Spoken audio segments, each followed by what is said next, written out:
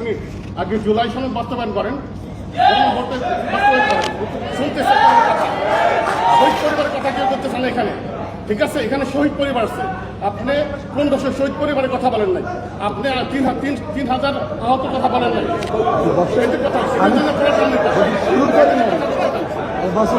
অনেক জ্বালা আছে, আপনার যদি মিষ্টি মিষ্টি বক্তব্য শুনবা শোনার জন্য আসেনি, এটা বলেন ওয়াদা করছেন জুলাই সনদ বাস্তবায়ন করবেন।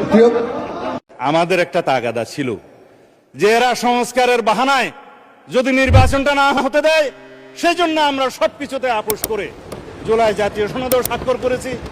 আমরা একত্রিত হয়েছি, সমঝোতা হয়েছে এবং নির্বাচনের স্বার্থে আমরা অনেক কথা বলি।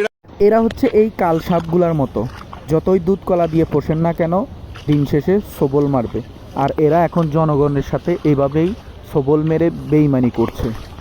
এদেরকে জনগণ ভোট দিয়ে নির্বাচিত করেনি।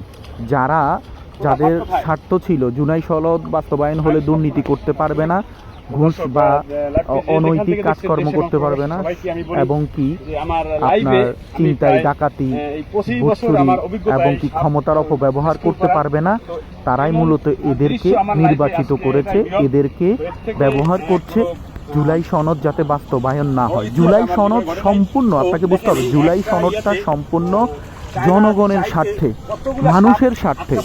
আর এরা বাস্তবায়ন করলে ওদের স্বার্থে হানা পড়বে। অর্থাৎ গোটা কয়েকজন রাজনীতিবিদ এই দেশটাকে চুষে বুষে খেতে পারবে না। তাই এরা জুলাই সনদ বাস্তবায়ন করতে চায় না। এরা দেশের জনগণকে প্রজার মতো ব্যবহার করতে চায়, তাই এরা জুলাই সনদ বাস্তবায়ন করতে চায় না। তাই এরা জুলাই সনদ নিয়ে দেশের মানুষের সাথে গাদ্দারি করছে, বিশ্বাসঘাতকতা করছে। তো দেশের মানুষ এদেরকে ছেড়ে দেবে না।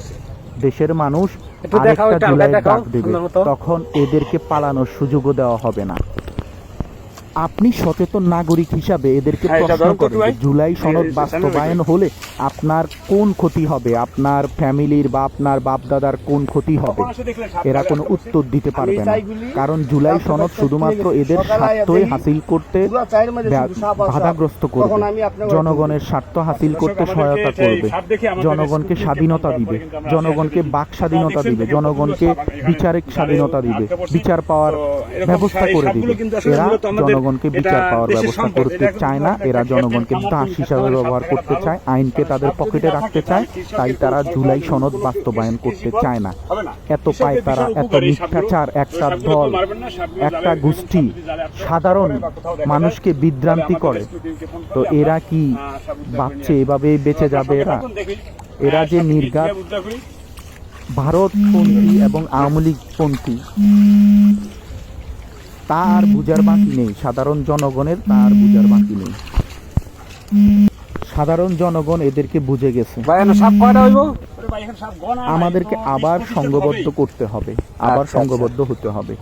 এই ধরনের মিথ্যাচার, এই ধরনের লুটপাট করা, সন্ত্রাস করা কিছু সংখ্যক মানুষের বিরুদ্ধে আবার একটা জুলাই বিপ্লব ঘটাতে হবে। তবে এই জুলাই বিপ্লব ব্যর্থ হবে না।